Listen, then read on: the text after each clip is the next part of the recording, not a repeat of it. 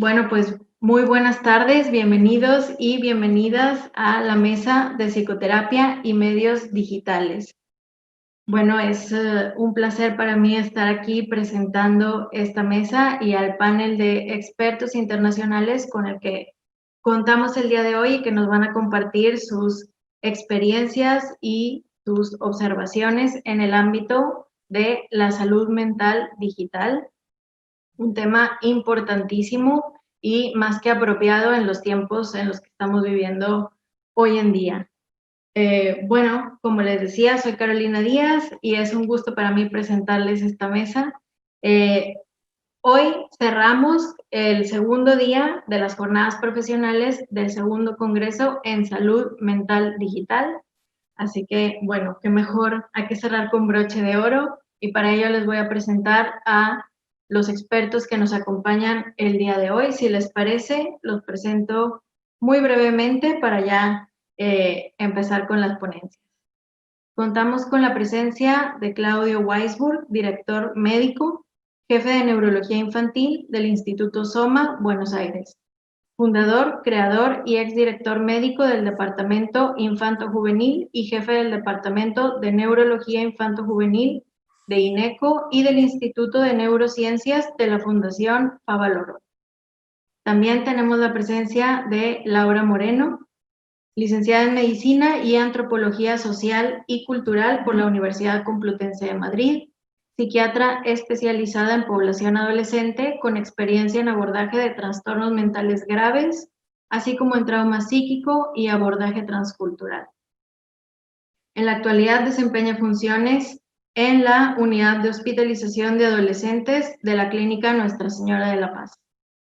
También nos acompaña Miriam Alonso Cecilia, licenciada en Psicología por la Universidad Autónoma de Madrid y realizó la especialidad en Psicología Clínica en el Hospital Universitario de La Princesa, especializada en trastornos psicóticos y trastornos de personalidad en adolescentes en abordaje psicoterapéutico, grupal, individual y familiar de orientación psicoanalítica, y actualmente labora en la Unidad de Hospitalización Psiquiátrica Infanto-Juvenil de la Clínica Nuestra Señora de la Paz. También contamos con la presencia de la doctora Raquel Gabriel, directora médica de Proyecto Suma, quien fue residente y jefa de residentes de psiquiatría del Hospital Italiano de Buenos Aires, psiquiatra de la Sala de Internación y del Hospital de Día en INEVA y coordinadora del Hospital de Día de Proyecto Suma. Y también nos acompaña Jesús González, psicólogo y doctor en psicogerontología por la Universidad de Valencia y es profesor de la Universidad Internacional de Valencia. Cuenta con amplia experiencia en el campo de la atención a personas mayores dependientes, especialmente en el campo de las demencias. Y su docencia se centra en la evaluación e intervención en personas mayores. Bueno, como pueden ver, va a ser una mesa muy rica que toca muchos temas de actualidad y bueno, yo estoy encantada de compartir este espacio con ustedes y escuchar lo que nos van a compartir. El título que le puse a la presentación es Proyecto Suma Virtual. Les voy a contar un poco la experiencia de lo que fue y de lo que es una reconversión forzada. Bueno, nosotros somos una asociación civil sin fines de lucro y atendemos pacientes que tienen problemas severos en su salud mental. En general son pacientes que vienen de internaciones, pacientes que vienen de crisis prolongadas, y que no pudieron estabilizarse con los tratamientos convencionales. Por eso lo que vienen a buscar a Suma en general son tratamientos grupales, intensivos y ambulatorios. Nosotros para eso tenemos un dispositivo de hospital de día clásico, que tiene aproximadamente 80 pacientes, en donde hay una estructura de una grilla de actividades diarias bastante determinada, donde hay talleres, terapias de grupo, asambleas, con un plantel estable de profesionales. Tenemos otro dispositivo que se llama Recuperación en la Comunidad, REC, que tiene más o menos 110 pacientes. Es un dispositivo un poco más abierto, en donde se acompaña fundamentalmente a la inclusión social, para pacientes que necesitan seguir haciendo un poco de pie en lo institucional, para hacer ese pasaje a lo social. Entonces tiene una grilla de talleres, pero que se eligen más individualizadamente y personalizadamente, y después un acompañamiento individual en relación a esos procesos. Después hay un dispositivo de adultos mayores que tiene una población bastante heterogénea, desde pacientes que vienen a buscar cierta apoyatura para la inclusión social, un andamiaje, hasta pacientes que tienen un deterioro cognitivo más importante. Y, por supuesto, consultorios externos donde se hacen tratamientos individuales, psiquiátricos y psicológicos, y tratamientos familiares o tratamientos grupales. Trabajamos de manera interdisciplinaria, como se podrán imaginar, y nosotros buscamos promover, más allá de la estabilización clínica, fundamentalmente la recuperación de los lazos sociales, la inclusión social y la recuperación de un proyecto vital. La idea es que las personas puedan hacer un proceso para que después puedan sostener la estabilidad que lograron y tener una vida satisfactoria. Esto es un poco lo que les mostraba que nosotros hacemos habitualmente en Suma, ¿no? Estas fotos, salía a la comunidad, hacer actividades donde salimos, hacer actividades donde se estimule el hacer y la producción, donde se estimule el compartir con otros. Esta es la cotidianeidad de Suma y, la pregunta fue, ¿cómo lo pasamos a la virtualidad? En el 18 de marzo de 2020, cuando ya estaba la pandemia en curso, nosotros lanzamos el programa de atención virtual, viendo un poco que la cosa se venía complicada. Nuestra premisa en ese momento fue sostener todos los tratamientos de los pacientes que teníamos a cargo, poder dar continuidad, porque pensamos que nuestra población es especialmente vulnerable y que era importante que dentro del marco de incertidumbre general que había, poder darles en principio la seguridad de que los tratamientos iban a seguir estando y que iban a poder seguir contando con nosotros. Empezamos con un esquema más simple porque lo que priorizamos es que todos pudieran quedar incluidos y que fuera accesible. Pensamos que iba a ser una cosa mucho más transitoria de lo que finalmente terminó siendo, ¿no? Por supuesto, con grupos de WhatsApp para las terapias y para los talleres, videollamados y llamados telefónicos para las entrevistas individuales y los seguimientos individuales. Progresivamente, en la medida que esto se fue extendiendo, tuvimos que ir cambiando a plataformas donde el intercambio grupal fuera más fluido, donde pudiéramos vernos y escucharnos, intercambiar, y fuimos pasando a las plataformas tipo Zoom. Igualmente, la institución siempre siguió abierta en un formato de guardia. Nos parecía importante que las puertas estuvieran abiertas para que las personas que quisieran venir, porque tuvieran una urgencia, porque quisieran ver que Suma seguía existiendo y estaba ahí, pudieran hacerlo, por cuestiones de medicación, por una urgencia, por cualquier cosa, la institución siempre siguió abierta en este formato. Las primeras sorpresas y complejidades con las que nos encontramos. Bueno, como comentaban las compañeras anteriores, las dificultades técnicas nos sorprendieron al punto de darnos cuenta que algunos usuarios no tienen celular o contaban con celulares muy viejos y por supuesto todas las cuestiones de conexión. Y después tuvimos problemas de índole clínica, digamos, porque todas las personas, digamos, que tienen estructura psicótica, en general, la tecnología genera bastantes cuestiones persecutorias, ¿no? En el Zoom es mucho más fácil sentir que a uno lo están mirando, ¿no? Ansiedad, inhibición, y también había y hay dificultades cognitivas que hacen que el acceso a la tecnología sea todo un desafío. Entonces hubo toda una primera etapa que nos convertimos en asistentes técnicos, aparte de psiquiatras, psicólogos, terapeutas ocupacionales, trabajadores sociales. Hicimos un trabajo enorme de acompañamiento para que las personas puedan realmente conectarse, porque conectarse era la única manera de mantener el tratamiento, ¿no? Entonces hicimos tutoriales, citamos a los pacientes en Suma para poder enseñarles a bajar las aplicaciones, recibimos mucha ayuda y contamos mucho con los familiares y con los cuidadores para poder facilitar la conexión. En los tratamientos individuales fue un poco más sencillo, cada profesional arregló con el usuario qué modalidad quería llevar adelante, la entrevista. En general fueron videollamadas o llamadas, pero incluso hubo algunos pacientes que por problemas de audición no podían hacerlo de esa manera y continuaron sus sesiones por WhatsApp o por mail. En lo grupal, el abordaje fue mucho más artesanal y sigue siendo todo un desafío. La idea nuestra, sobre todo, es propiciar la inclusión, que nadie de los que quiera hacer tratamiento se quede afuera. Como comentaban también, la virtualidad a algunos los benefició. Hay personas que participan mucho más que antes, tal vez por no tener que trasladarse, pero también creemos porque hay algo de la pantalla y la virtualidad que permite un contacto no tan directo con el otro y eso a veces facilita. Bueno, yo voy a contar un poco la experiencia esta de la transformación a la virtualidad desde 3 ejes, que me parece que son los que nos trajeron más problemas o más preguntas, que tienen que ver con las actividades grupales, con todos los temas de encuadre y con todas las cuestiones de los espacios intersticiales que existen en los tratamientos institucionales, ¿no?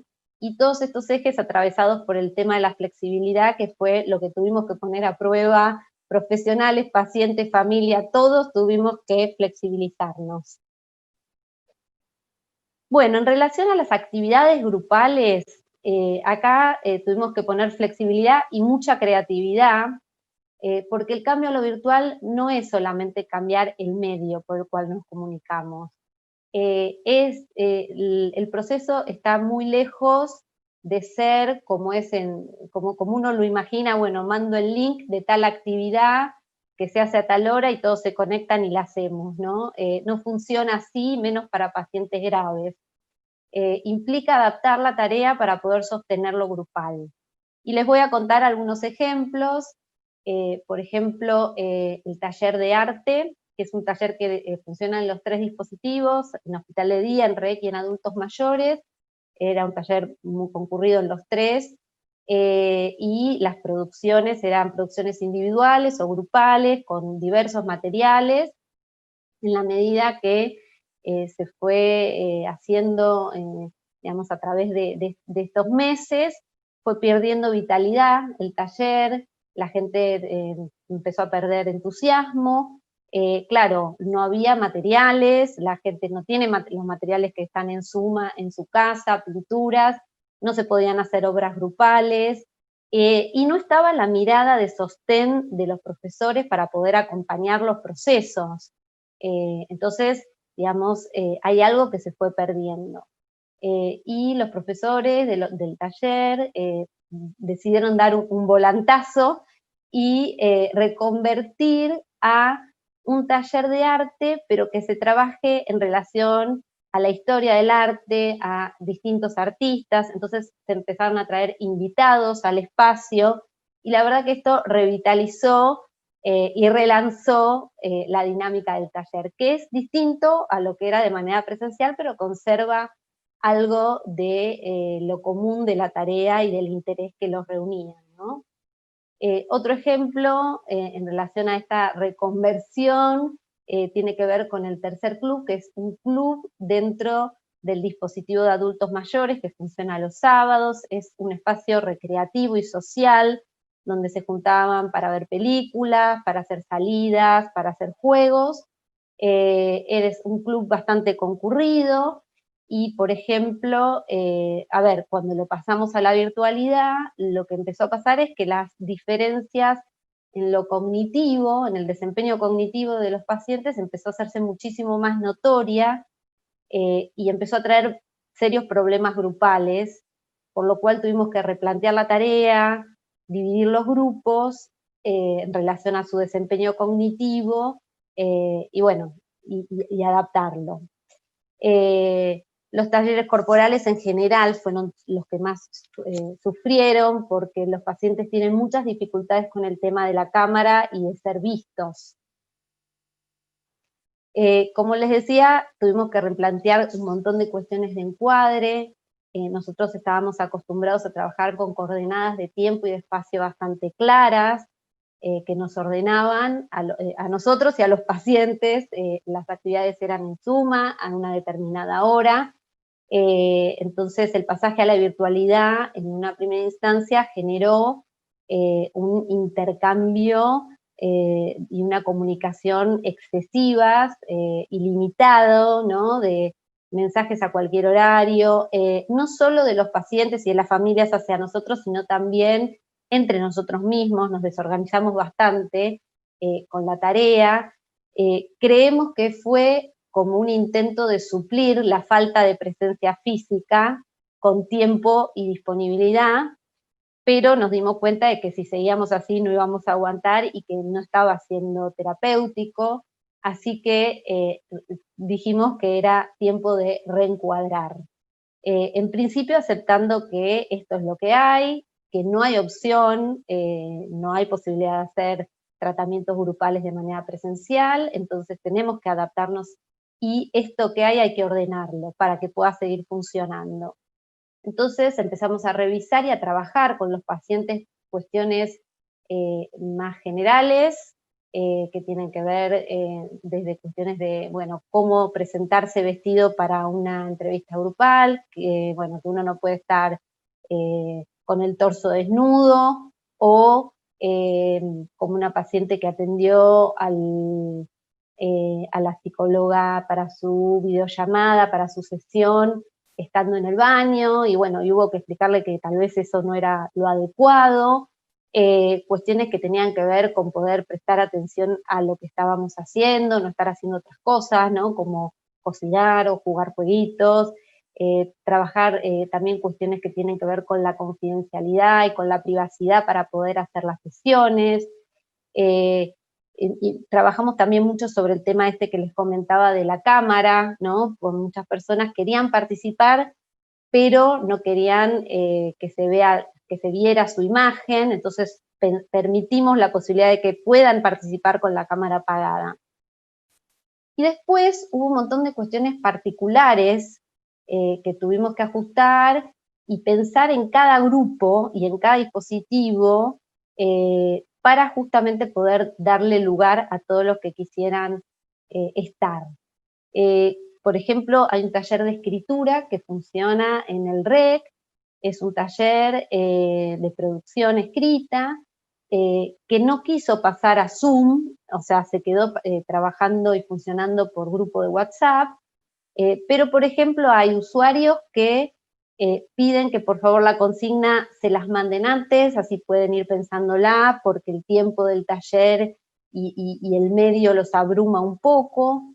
Otros pacientes que funcionan y participan del taller de manera sincrónica, y otras personas que deciden leer la producción del taller cuando ya terminó y poder ir mandando sus producciones a lo largo de la semana. Y se acepta que la modalidad puede ser de maneras diferentes. Otra cosa que pasó, por ejemplo, en terapia de grupo de hospital de día, es que cuando se hizo el pasaje de los grupos de WhatsApp a Zoom, hubo un paciente que dijo que si pasaba Zoom él se retiraba, y por ejemplo el grupo decidió seguir funcionando, pero lo hace un día por WhatsApp y un día por Zoom para que todos puedan estar. El otro punto que nos generó mucha pregunta fue el tema de los espacios intersticiales. Yo llamo a esto a todo el recorrido que hacen los pacientes que hacen un tratamiento en una institución, por el patio, por el pasillo, en la sala de espera, en el sillón, todo este transcurrir que implica poder estar en la institución sin exigencias. Para nosotros es un transcurrir que aloja y que tiene función terapéutica y que es muy difícil, creemos que casi imposible de capturar en la virtualidad, ¿no? es estar sin hablar y sin tener que hacer. Hemos hecho muchos intentos como para intentar suplir algo de esto, grupos de WhatsApp con referentes, grupos de mate, hubo una campaña que se llama Te llamo, me llamás, para estimular el intercambio entre los usuarios del dispositivo REC y mantener esa trama. Hubo una campaña que después les cuento mejor, pero de salud mental urbana, como para también que siga habiendo una comunicación con los vecinos, con la comunidad. Nuestra idea fue que la trama, poder sostener la trama institucional, ¿no? La red entre los usuarios, entre los profesionales y con la comunidad, que eso es también parte de lo que sostiene. Bueno, las conclusiones provisorias, porque bueno, para esto todavía falta, no hemos terminado, tuvimos mucha más adherencia a lo virtual de lo que habíamos pensado al inicio de la pandemia.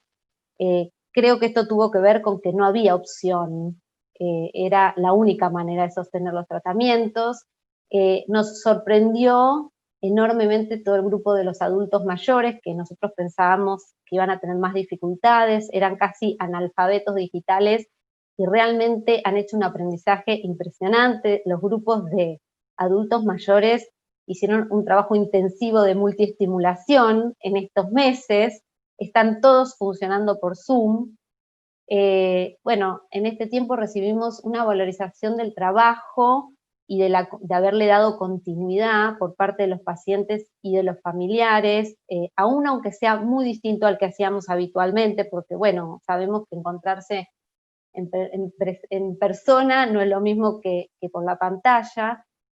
Sí nos dimos cuenta que aumentaron mucho las demandas de las familias, tuvimos que dar mucho más soporte y acompañamiento a las familias en este tiempo, y también aumentaron las intervenciones individuales, que creo que fueron la manera también de poder sostener lo grupal. En este lapso hemos tenido pocas descompensaciones graves, solo 2 internaciones. También sabemos que las internaciones en psiquiatría, por lo menos en la Argentina, fueron y vienen siendo muy complejas en este contexto, vienen siendo mucho más difíciles de llevar adelante. Esto también nos fomentó la creatividad para otras estrategias. Y lo que sí fuimos viendo a lo largo de este tiempo es como un aumento de la sintomatología negativa, y esto sí impacta un poco en la participación de los pacientes en los grupos. Ahora estamos con una pregunta que tiene que ver con que hemos empezado a recibir nuevamente admisiones de pacientes nuevos que se integrarían de lleno a un grupo virtual, ¿no? O sea, entrarían a un hospital de día virtual completamente. Veremos cómo va funcionando eso. Nuestro desafío y nuestra pregunta es si este modo se agotará y si se podrá sostener el tiempo que falta. Bueno, muchas gracias de parte de todo el equipo del área clínica de Proyecto Suma, que somos los que estamos las que estamos llevando adelante este proceso.